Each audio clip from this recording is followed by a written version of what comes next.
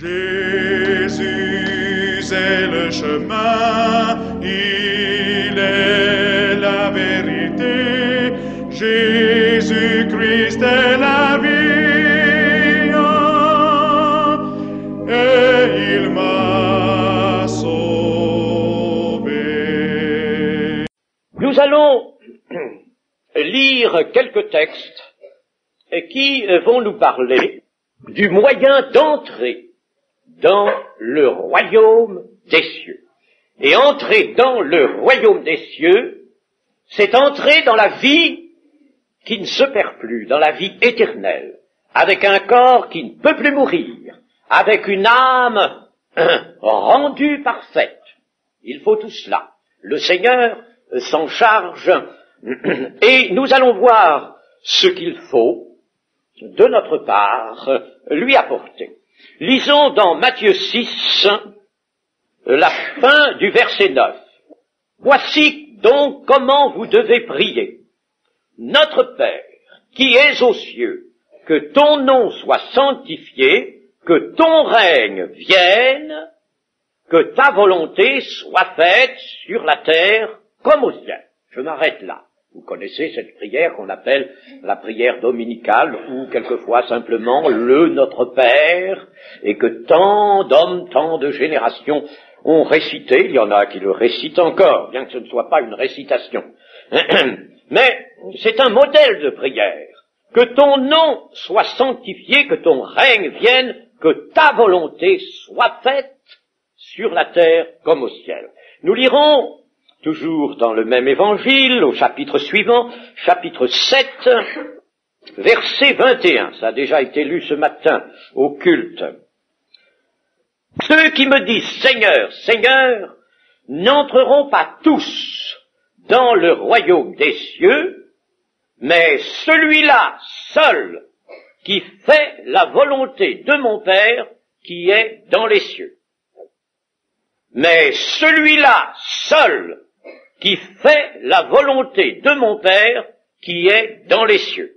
Vous avez bien entendu, n'est-ce pas, ce que dit le Seigneur Jésus. Beaucoup de gens viendront et me diront, au moment où les comptes devront être réglés, au moment où le Seigneur reviendra pour le règne, ah Seigneur, Seigneur, Seigneur, nous sommes des tiens, n'est-ce pas, nous sommes là, nous t'appartenons. Ceux qui me disent Seigneur, Seigneur, même qui le disent maintenant, n'entreront pas tous dans le royaume des cieux. Qui y entrera? Eh bien, celui-là seul, celui-là seulement, qui fait la volonté de mon Père qui est dans les cieux. Voilà donc quelque chose de net. Pour entrer dans le royaume de Dieu, dans le royaume de Christ, il faut faire la volonté de Dieu. Et puis nous allons lire maintenant une parabole du Seigneur dans le même évangile de Matthieu 21, chapitre 21, verset 28. Que vous ensemble, un homme avait 2 fils, et s'adressant au premier, il dit, mon enfant, va travailler aujourd'hui dans ma vigne. Il répondit, je ne veux pas. Ensuite, il se repentit, et il alla. S'adressant à l'autre, il dit la même chose. Et ce fils répondit, je veux bien, Seigneur. Et il n'y alla pas. Lequel des 2 a fait la volonté du Père? Ils répondirent, le premier. Et Jésus leur dit, je vous le dis en vérité, les publicains et les prostituées vous devanceront dans le royaume de Dieu, car Jean est venu à vous dans la voie de la justice, et vous n'avez pas cru en lui, mais les publicains et les prostituées ont cru en lui, et vous qui avez vu cela, vous ne vous êtes pas ensuite repentis pour croire en lui. Amen. Pour entrer dans le royaume de Dieu, royaume des cieux, il faudra donc avoir fait, je dis bien avoir fait, avant, préalablement, la volonté de Dieu le Père. Seuls ceux-là entreront dans le royaume et iront à la vie éternelle. Et nous savons, instruits que nous sommes par l'Évangile, qui est clair, Nous savons que Dieu a préparé le chemin qui permet à l'homme de faire la volonté de Dieu, de faire la volonté de Dieu. Et la volonté première de Dieu, Dieu a une volonté, n'est-ce pas? Eh bien, la volonté première de Dieu, la voici. La volonté de mon Père, c'est que quiconque voit le Fils et croit en lui ait la vie éternelle, et je le ressusciterai au dernier jour. Celui-là, je le ressusciterai au dernier jour. Quiconque voit le Fils, ou contemple le Fils plutôt, n'est-ce pas? Non pas le voir avec les yeux de notre tête, mais le contempler. Le contempler, s'approcher de lui, lui attacher notre foi. Eh bien, quiconque fait cela et croit en lui, il a la vie éternelle et je le ressusciterai au dernier jour. Voilà la volonté première de Dieu, la volonté essentielle pour les hommes. Une volonté à considérer en premier, en tout premier, parce que si on ne considère pas celle-là, on ne pourra pas considérer les autres, ni faire les autres. Et je veux encore vous rappeler, avant de méditer sur la parabole que nous avons lue, je voudrais vous rappeler ceci, c'est que c'est en faisant la volonté de Dieu, la volonté de son Père, que Jésus a vaincu le péché dans l'homme, et qu'il a vaincu la mort, ouvrant ainsi un affranchissement à l'homme pour que celui-ci puisse faire, lui aussi, la volonté du Père et entrer dans le royaume des cieux. Jésus a pris une chair semblable à celle du péché, cela nous est dit, et cela nous est dit pour les besoins de notre instruction, pour que nous comprenions. Il a pris une chair semblable à celle du péché, sans commettre, lui, le péché, bien sûr, n'est-ce pas, puisqu'il vient précisément le détruire, il vient sauver les hommes pécheurs.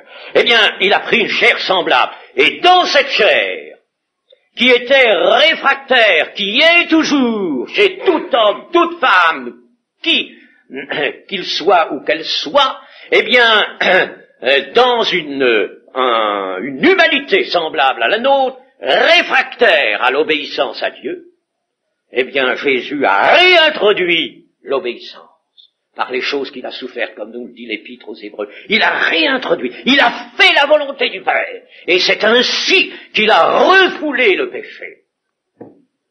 N'oublions pas ces choses, elles sont importantes.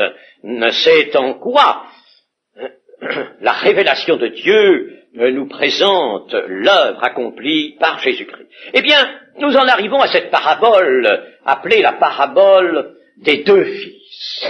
Il y a en effet, dans cette petite histoire, la parabole, c'est une histoire qui, on l'appelait autrefois une similitude, une histoire qui va porter une vérité qu'il faut connaître, et elle va rendre cette vérité accessible à tout le monde.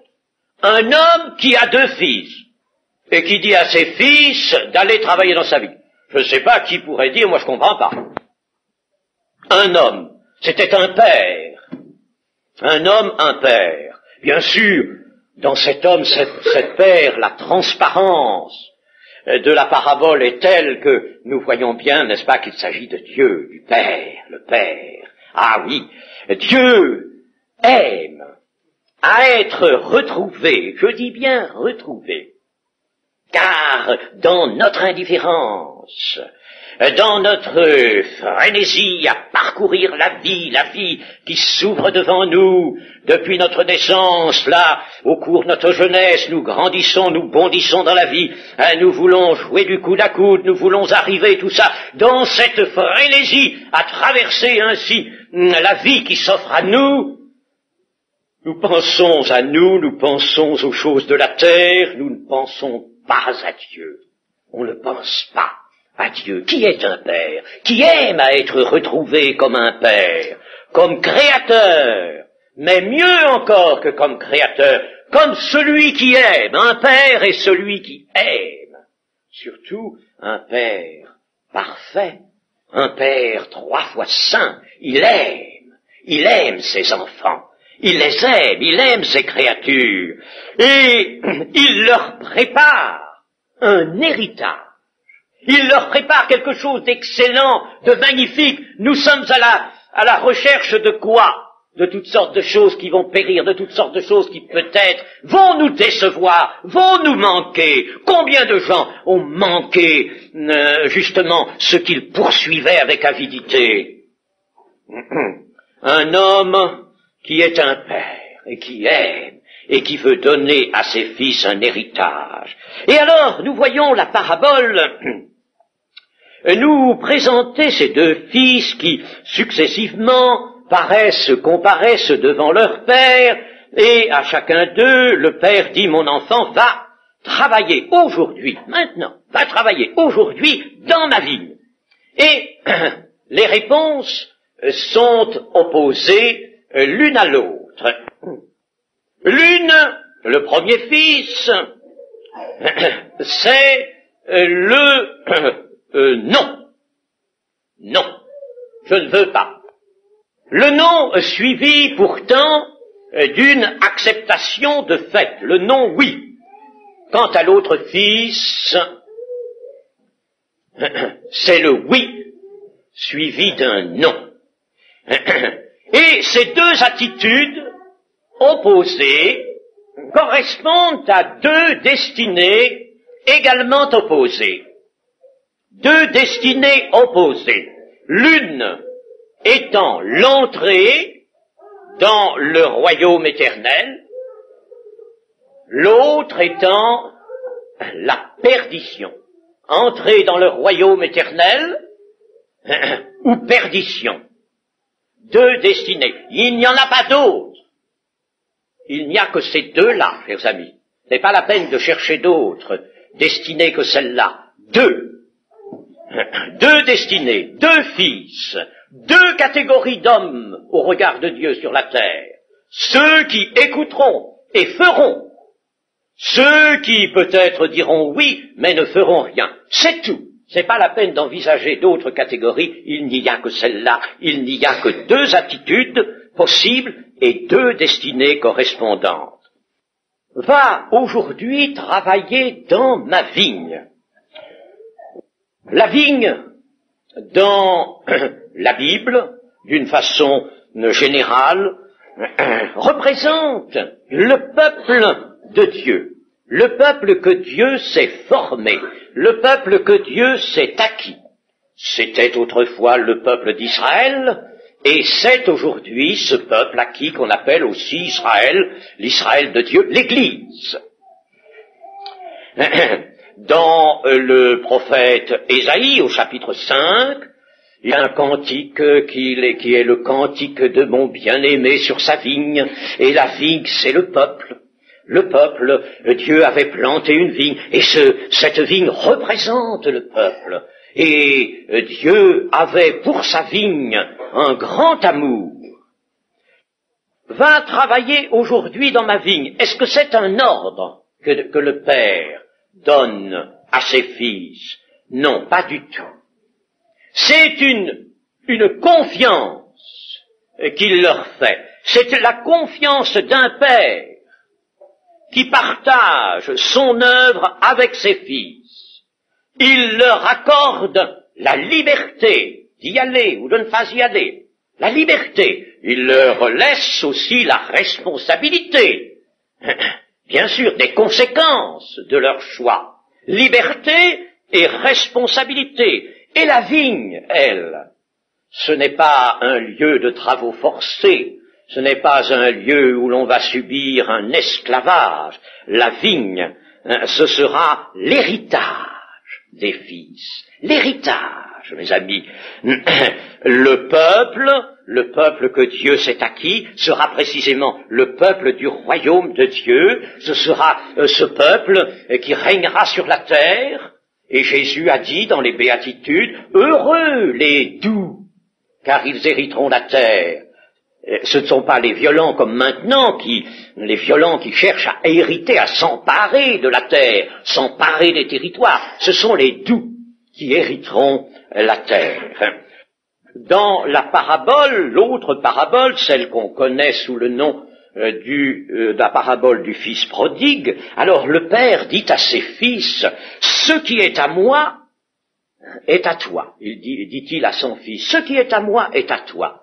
Vous voyez, n'est-ce pas, que ce n'est pas un esclavage auquel le père envoie ses fils, mais au contraire, c'est une confiance qu'il leur fait dans leur propre intérêt, pour leur bien à eux. Est-ce que nous avons compris que Dieu, avec sa parole, avec son évangile, avec le Christ, son Fils qu'il a envoyé sur la terre, avec ses invitations à venir, est-ce que nous avons compris que ce n'est pas une contrainte, comme on l'imagine maintenant, comme on veut faussement le faire entendre, mais que c'est au contraire la manifestation de l'amour de Dieu. Quand Dieu nous appelle par cette parole, je pourrais, chers amis, vous montrer que le décalogue tout entier, le décalogue, qu'on appelle les 10 commandements, les 10 lois, je pourrais vous montrer que ce n'est pas quelque chose de dur, de rigide, d'impératif, qui vient peser comme un joug sur le front des hommes. Mais je pourrais vous montrer que ces 10 lois, c'est aussi une confiance que Dieu fait à l'homme. C'est une libération. Lorsque le Seigneur a donné à Moïse le décalogue sur le Sinaï, écrit de sa main sur des tables de pierre, il avait dit à Moïse, voici les lois que le peuple observera, ce peuple qui est délivré de la maison d'esclavage. C'est un peuple délivré. Et, chers amis, c'est à des fils libres, à des fils délivrés, à des hommes que Dieu veut délivrer par Jésus-Christ de tout joug, de toute captivité. C'est à des hommes qu'il dit, va aujourd'hui travailler dans ma vigne. C'est ton bonheur, c'est ton bien, c'est ta destinée heureuse. Il faut comprendre les choses de cette manière, mes amis. Et il ne faut pas se laisser guider par le sens habituellement et faussement prêté à ces choses. Ainsi, le premier fils dit non, d'abord, je ne veux pas. C'est un refus catégorique qu'il oppose à son père. C'est, on peut dire, une attitude de révolte contre la volonté du père. Je ne veux pas. Évidemment, il y a beaucoup d'hommes aujourd'hui qui sont ainsi. On leur parle de l'évangile. Oh non, c'est pas pour moi, je n'en veux pas. Quelle que soit la forme de la réponse, c'est toujours la même attitude de ceux-là. Non, parlez-moi de ce que vous voudrez, mais l'évangile, non, j'en veux pas. Pourtant, c'est bien là la volonté du Père, la volonté de Dieu. Chers amis, je n'en veux pas. Ce fils ignore quelque chose pourtant d'essentiel, il ignore que le Père aime. Il ignore que travailler dans la vigne, et nous reprenons le sens que cela prend dans les réalités divines, c'est occuper la place de fils. C'est entrer dans le peuple, la vigne c'est le peuple, c'est entrer dans le peuple de Dieu. C'est s'y intégrer pour travailler au bonheur de ce peuple, et par conséquent à son propre bonheur. C'est contribuer à l'amour, à la miséricorde. L'amour de Dieu s'exerce sur un peuple mis à part, un peuple délivré. Jésus a commencé à Nazareth à parler de cela. Il est venu délivrer des captifs, délivrer les hommes, les rendre à la liberté.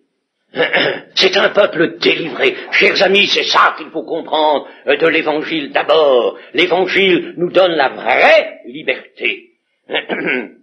Ce fils, alors, pense-t-il à la miséricorde? Il y a, vous savez, beaucoup de ces gens qui s'opposent, qui ne veulent pas de l'Évangile, pour des raisons idéologiques, philosophiques, des raisons diverses. Ils n'en veulent pas. Ils ne veulent pas que l'Évangile vienne déranger quoi que ce soit, ce qu'ils ont imaginé qu'était leur vie, que pouvait être leur petit bonheur sur la terre. Ils ne veulent pas. Mais pensent-ils que l'on ne peut pas vivre en société sans la miséricorde? que la miséricorde est indispensable à toutes les sociétés humaines? Pense-t-il même qu'il y a une forme de miséricorde qui s'exerce dans les populations animales? La miséricorde est indispensable, et ce Fils, comment va-t-il exercer la miséricorde s'il ne veut pas de celui-là seul qui peut l'inspirer à son cœur? Ah, alors, que va-t-on faire? On va se replier sur soi-même, se replier sur son égoïsme, chercher soi-même à satisfaire ses aspirations. On va se considérer comme le centre de l'univers et regarder les autres comme étant là pour soi-même. Voilà à quoi on va arriver si l'on ne veut pas entendre l'appel de Dieu, l'appel du Père, l'invitation du Père d'aller dans sa vigne. Le non qu'oppose ce premier fils, le refus qu'il oppose, monte d'un cœur qui est ignorant. Nous le voyons, un cœur ignorant, un cœur qui est révolté en conséquence de la chute. Mais il y a quelque chose dans cette parabole qui, alors, nous montre une transformation soudaine de la pensée, de l'attitude de ce premier fils. Il nous est dit qu'il se repentit, ensuite il se repentit et il alla. Il alla dans la vigne comme il y avait été invité. Voici donc que ce premier fils change d'avis, il change d'avis. Et changeant d'avis, il change d'attitude, il change de pensée. Quelque chose s'est produit en lui. Il est certain que ça n'a pas été sans un bouleversement dans son cœur, dans ses pensées. Il s'est passé quelque chose. Il y a sans doute eu un combat en lui.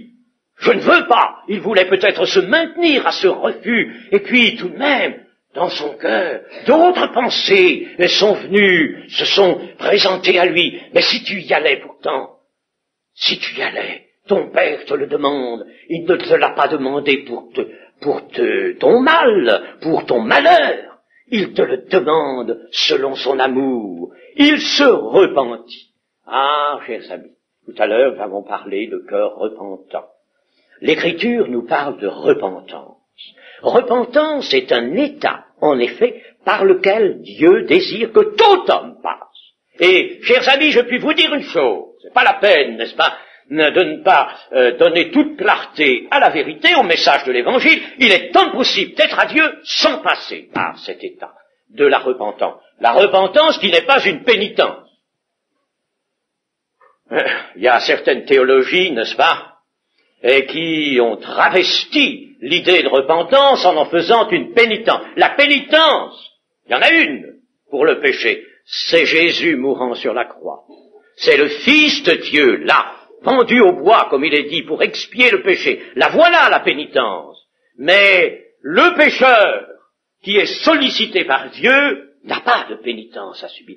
Dieu lui demande un état de repentance. Et cette repentance va se présenter à son cœur. Le Saint-Esprit, bien sûr, aura travaillé son cœur. Il va se présenter à son cœur. Ce sera le triomphe de l'Esprit sur l'homme naturel, sur la chair. Triomphe de l'Esprit sur la chair. Cette repentance qui nous est demandée. Repentez-vous, prêchait Jésus, et même Jean-Baptiste déjà avant lui. Repentez-vous, car le royaume des cieux est proche.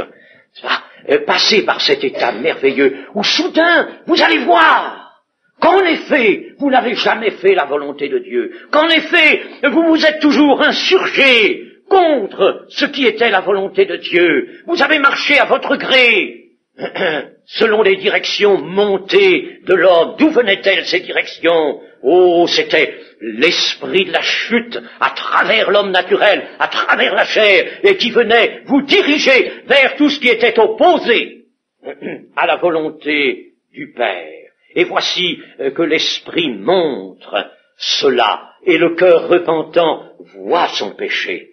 Et quand il aperçoit son péché, il veut sortir de cela. Il veut en être délivré. Alors, il porte les regards, c'est-à-dire la foi de son cœur, vers quelqu'un qui nous est donné comme un libérateur, le Seigneur Jésus-Christ. C'est le triomphe de l'Esprit sur la chair.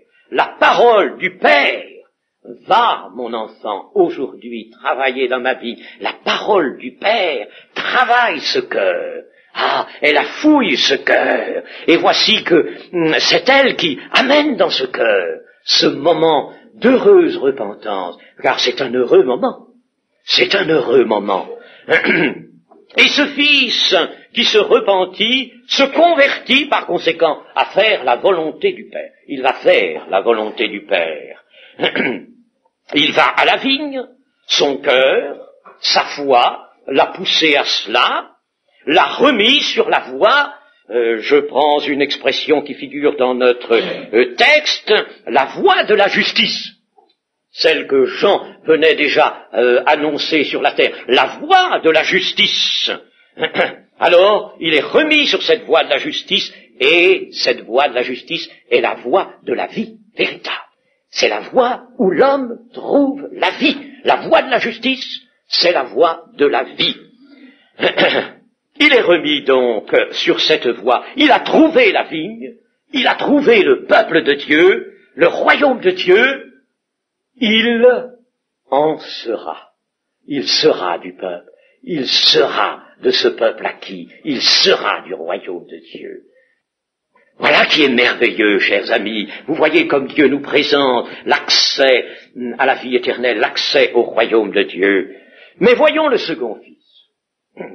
Et le second fils s'est dit, je veux bien, Père. Et j'imagine qu'il a dit cela avec un ton assez doucereux, un ton de soumission. Je veux bien, Père. Oh, je veux bien. Je ne vais pas refuser. Il sait qu'obéir au Père, c'est la bonne règle. Il le sait. Il ne conteste pas, celui-là.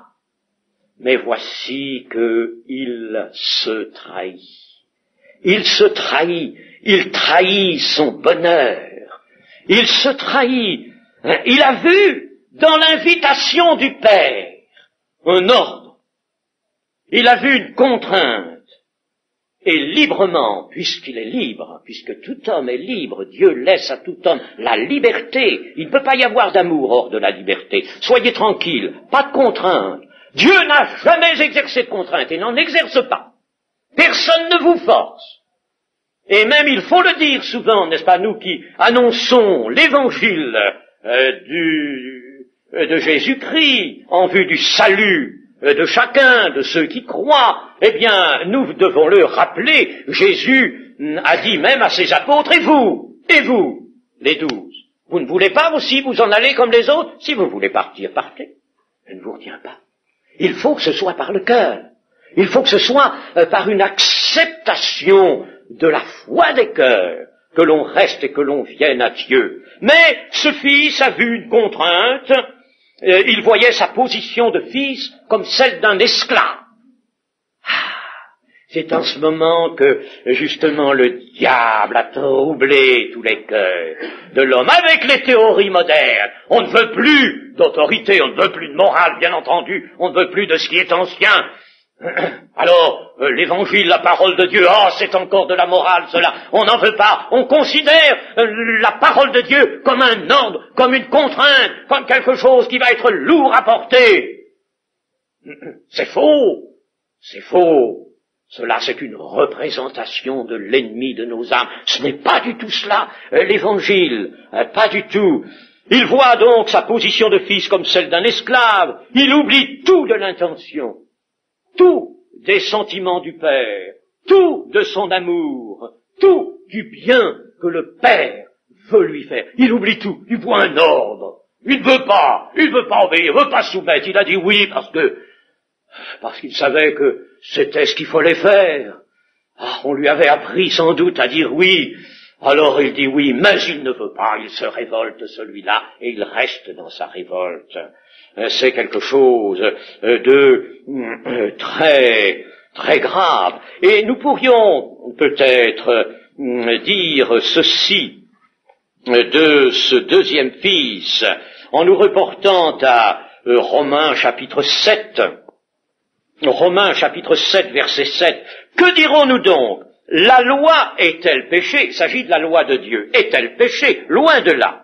Mais je n'ai connu le péché que par la loi, car je n'aurais pas connu la convoitise si la loi n'eût dit « tu ne convoiteras point ». Et le péché, saisissant l'occasion, produisit en moi par le commandement toutes sortes de convoitises, car sans loi, le péché est mort. Pour moi, étant autrefois sans loi, je vivais. Mais quand le commandement vint, le péché reprit vie, et moi, je mourus. Ainsi, le commandement qui conduit à la vie se trouva pour moi conduire à la mort, car le péché, saisissant l'occasion, me séduisit par le commandement et par lui me fit mourir. La loi donc est sainte et le commandement est saint, juste et bon. Mais ce qui est bon, a-t-il donc été pour moi une cause de mort? Loin de là, mais c'est le péché, afin qu'il se manifestât comme péché en me donnant la mort par ce qui est bon, et que par le commandement il devint condamnable au plus haut point. Il s'est passé ceci exactement pour ce second fils. Je veux bien, Père, mais il a considéré l'invitation du Père comme un ordre, comme une contrainte. Ça a été pour lui un commandement dur et rigide, et ce commandement, utilisant le péché qui est en l'homme, le péché qui est dans tout homme, comme nous l'avons lu, alors utilisant ce péché, son cœur lui a dit, tu vois, eh bien, tu pourrais ne pas faire, tu pourrais te soustraire à cet ordre. Pourquoi vas-tu obéir? Pourquoi vas-tu être un esclave? Pourquoi ne vas-tu être sous le joug d'un père? Mais tu es libre. Ah oui, c'est ce qu'on dit à notre jeunesse partout. Tu es libre. Do it. Il y a un petit livre qu'on a répandu dans la jeunesse sous ce titre. Do it. Fais-le, fais tout ce que tu veux. Fais ce que tu as dans le cœur. N'obéis pas à tes parents. Voilà ce qu'on a dit. N'obéis pas à Dieu, bien sûr. Et c'est ça qui est venu dans le cœur de ce second fils. Lui qui avait dit « je veux bien », il n'y alla pas. Mais, chers amis, attention à une chose. Attention, c'est la chose grave. C'est une attitude terrible, celle-là. J'aime mieux l'attitude du premier fils, et c'est bien celle-là que Jésus nous donne à préférer. Mais il y a quelque chose de terrible. Écoutez bien, voilà un fils qui, comme tout homme, aura besoin d'une société, il aura besoin d'amis, il aura besoin de quelqu'un pour l'aimer, il aura besoin de frères. S'il était tout seul sur la terre, il mourrait d'ennui, de peur. Il a besoin de frères, il est à la recherche, et encore maintenant, nous voyons bien que beaucoup de gens sont à la recherche d'amis, de frères, d'une société, d'un groupe. Mes chers amis, attention à ceci. Quand on n'a pas découvert un père en Dieu, on ne peut pas avoir des frères. Pour avoir des frères, il faut avoir un père. Et il n'y a qu'un père. Vous me direz, mais j'en ai eu un père. Je suis né de père et mère, et j'ai eu mon père, j'ai mon père. Oui, mais celui-là, il va quitter, comme tout le monde, il va quitter cette terre. Mais celui-là, il ne peut pas rester constamment ton soutien. Mais l'Écriture te dit, toi, homme, tu as un père, et même elle nous dit, n'appelez personne votre père, car vous avez un seul père, celui qui est dans les cieux, le Père éternel. N'appelez personne père. C'est sans doute dans cet état de désobéissance où c'est vautré, hélas, un christianisme déchu, que l'on a appelé une foule d'hommes mon père, pour désobéir, pour provoquer Dieu. Nous avons un père, et si nous avons un père en Dieu, nous avons des frères, et ceux qui sont dans l'église, qui ont fait cette expérience, ils savent qu'ils ont une famille. Ils ne sont pas seuls, ils ont des frères, des sœurs. Ils ont peut-être des frères et des sœurs aussi selon la chair. Ils ont une famille selon la chair. Je ne veux pas la décrier, chers amis. Ce n'est pas le moment d'en parler. Mais nous pouvons dire ceci. C'est que souvent cette famille déçoit. Elle déçoit. Elle déçoit lourdement.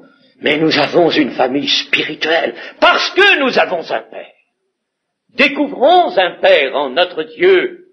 avec Jésus-Christ qui nous le fera découvrir, et nous aurons des frères et des sœurs. Et ce fils, ce second fils, il y a quelque chose de plus dans son attitude, dans son refus. Parce que ce second fils, qui a dit « Je veux bien, Père », et qui n'est pas allé à la vigne, il croit, il est persuadé qu'il a fait la volonté du Père. Il est persuadé qu'il a fait la volonté du Père parce qu'il a dit « Je veux bien. Je veux bien, Seigneur », se contentant d'une parole sans réalité, se contentant d'une attitude devant le Père. C'est tout, une attitude, une parole. Il sera l'exemple de tout homme qui se contente d'une foi de principe, une foi de principe, une foi d'idée, mais combien, chers amis, dans le christianisme, qu'il s'appelle d'un nom, qu'il s'appelle de l'autre. Disons dans ce christianisme qui nous est venu à travers les siècles. Heureusement que ce livre, lui, nous est venu sans que la main de l'homme ait pu y apporter d'altération et de falsification, n'est-ce pas? Mais le christianisme, lui, de tradition, nous vient avec d'énormes déformations, et c'est ce que nous voyons. Les gens adoptent des attitudes, accomplissent certains actes religieux, des rites, se conforment par tradition, oui. Et j'ai quelquefois demandé à des protestants, à des catholiques, est-ce que vous faites la volonté de Dieu? Oh oui, mais oui, nous faisons la volonté de Dieu, nous le faisons. Chers amis, pendant des siècles, quantité de bouches, peut-être quantité d'hommes et de femmes agenouillés auront récité notre Père qui es aux cieux, que ton nom soit sanctifié, que ton règne vienne, que ta volonté soit faite sur la terre comme au ciel. Ils auront récité ça, quelquefois, plusieurs fois par jour. Et ils n'auront jamais fait la volonté de Dieu. Ils ne se seront jamais souciés de faire la volonté de Dieu.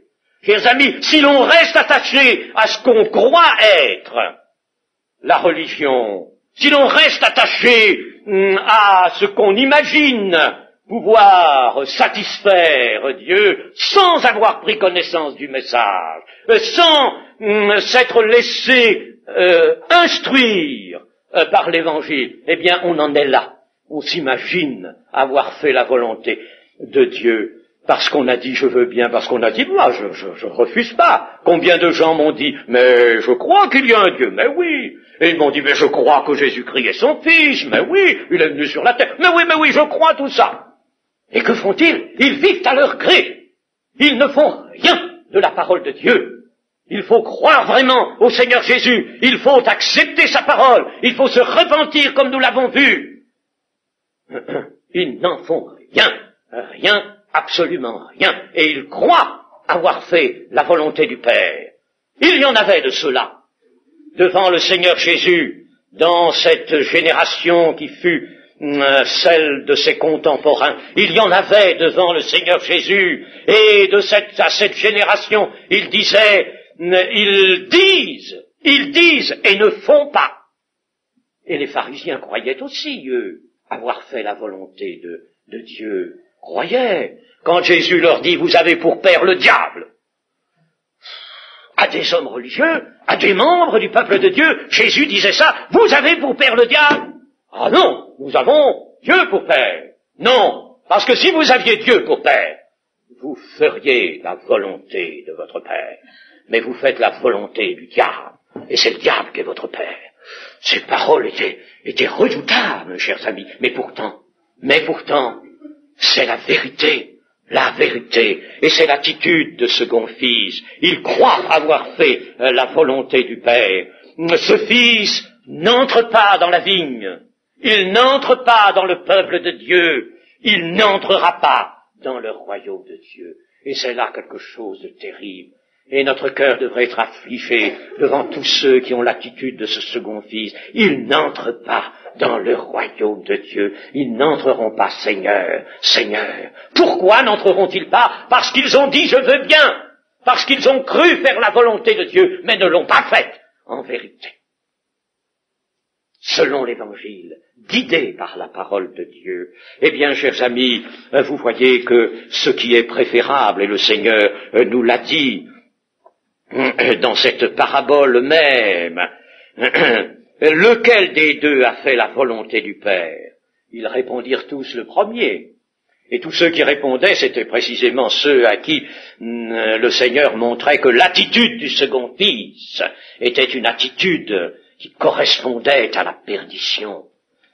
Dire je veux bien et ne pas faire. Dire et ne pas faire. Mes amis, le diable souvent nous pousse à cela. Le péché en nous pousse à dire, mais sans faire et ne pas faire. J'en ai entendu des protestations, et pas que moi. On en a entendu souvent des protestations. Moi, j'ai fait ceci, j'ai fait cela. Moi, je suis chrétien depuis mon tout jeune âge. Moi, oui, je connais Dieu, je connais l'Évangile, je connais Jésus-Christ. Oui, et que fais-tu?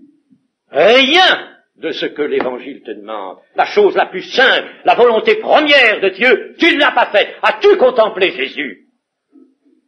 As-tu contemplé Jésus pour croire vraiment en lui? Et si tu crois en lui, tu reçois toute sa parole. As-tu reçu sa parole? Toute sa parole. Rien que sa parole. C'est cela que le Seigneur te demande. Tu peux le faire, ça. Tu peux le faire. Tu as la possibilité de faire. C'est là que l'on peut introduire, n'est-ce pas, cette pensée que Dieu a été à l'origine de la foi que nos cœurs peuvent exercer. La foi, disons-nous souvent, vient de Dieu. Oui, nous avons dans le cœur un sens spirituel qui peut jaillir, qui peut s'exercer. Alors, pourquoi le retiens-tu ce sens? Pourquoi fermes-tu ton cœur? Pourquoi te donnes-tu des prétextes? Et pourquoi t'imagines-tu que tu seras sauvé parce que tu portes une étiquette, parce que tu es chrétien, penses-tu? Non!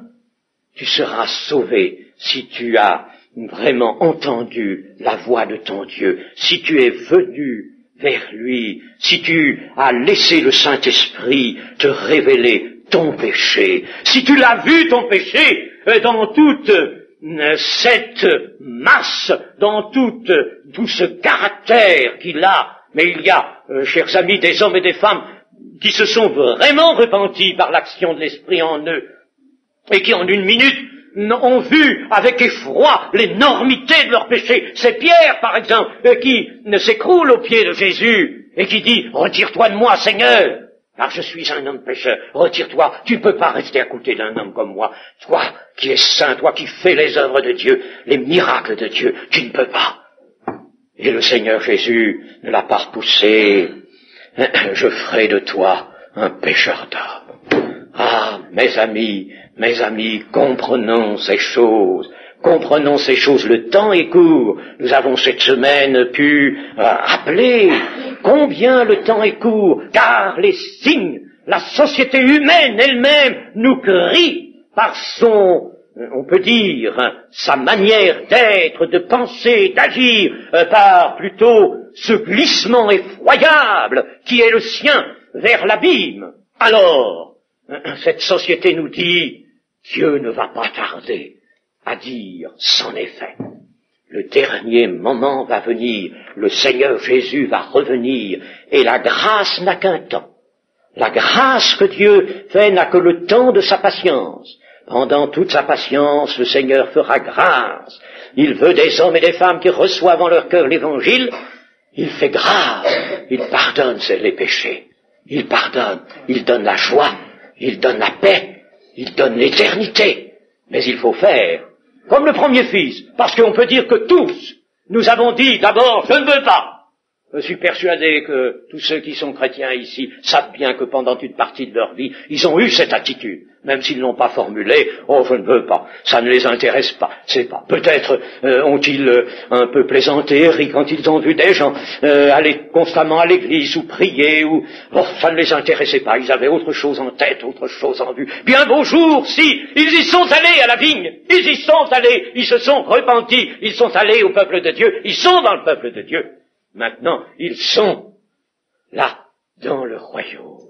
qui vient, dans le royaume qu'il se prépare. Ils sont les prémices du royaume de Dieu. Chers amis, voilà l'évangile. Il y a un véritable évangile, c'est celui de la volonté de Dieu accomplie. Celui qui fait la volonté de mon Père, celui-là entrera dans le royaume des cieux. Et la volonté de Dieu, c'est que nous croyons à celui qu'il a envoyé sur la terre, son Fils Jésus-Christ. Amen.